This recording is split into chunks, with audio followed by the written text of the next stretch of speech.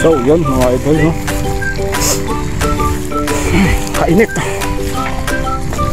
Kakapit tayo ng palay. Ang kalabaw nila lalakas.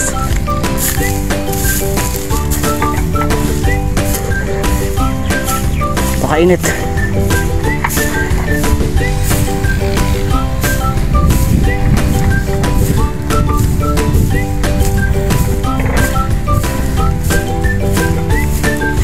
Pahinga.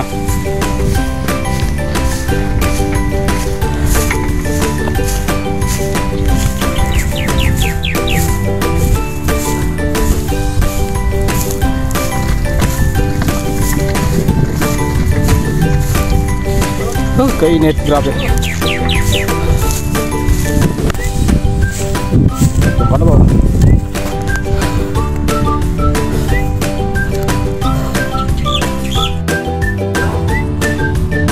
So yun mga idol, no? Minit.